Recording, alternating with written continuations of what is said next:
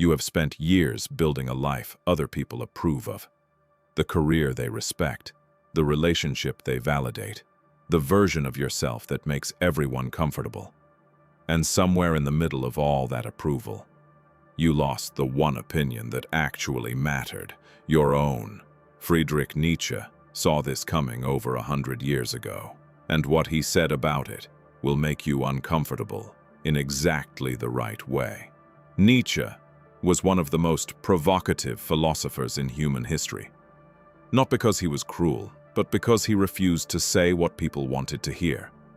One of his most enduring and disturbing observations was what he called the herd mentality, the tendency of human beings to abandon their own judgment, their own values, their own sense of self, in exchange for the comfort of belonging to a group that tells them what to think, what to want, and most dangerously, what to be.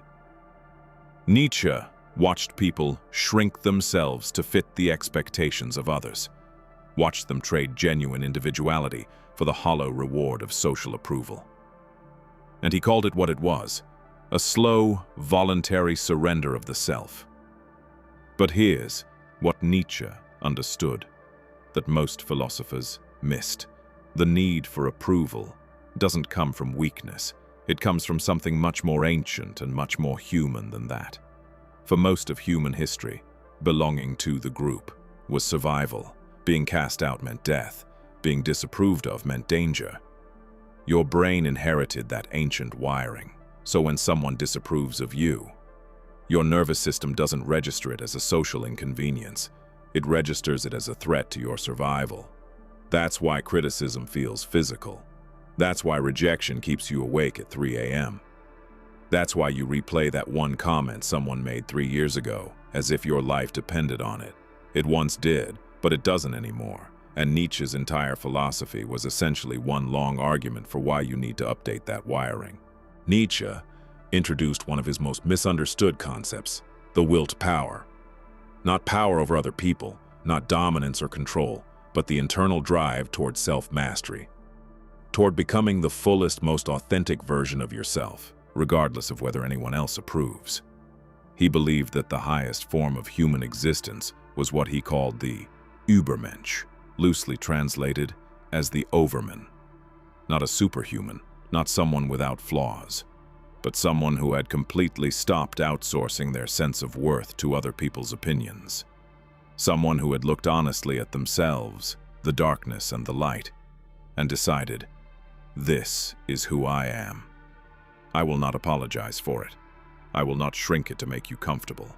Nietzsche didn't believe this was easy. He believed it was the hardest thing a human being could do, and he believed it was the only thing worth doing. Let's be specific about what living for other people's approval is actually costing you. Every time you say yes when you mean no, you teach yourself that your boundaries are negotiable. Every time you change your opinion because someone pushed back, you teach yourself that your perspective has no value. Every time you dress, speak, or behave in a way designed to manage other people's reactions to you, you spend energy that was supposed to go toward building an actual life. Nietzsche called this slave morality, a system of values built entirely around avoiding disapproval rather than pursuing truth. And the cruelest part of slave morality is that it never works. You can spend your entire life trying to be approved of by everyone and still feel completely empty inside, because the approval you're actually starving for was never theirs to give.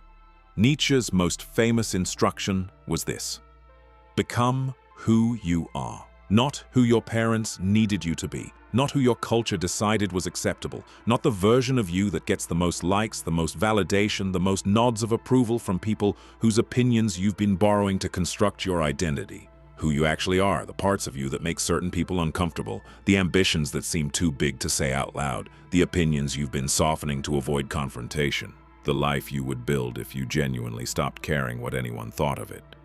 That person, the one you've been hiding, is the only version of you that will ever feel truly alive.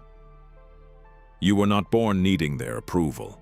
You were taught to need it, slowly, repeatedly, by a world that benefits from your compliance. Nietzsche didn't ask you to be arrogant. He didn't ask you to stop caring about people. He asked you to care about yourself first.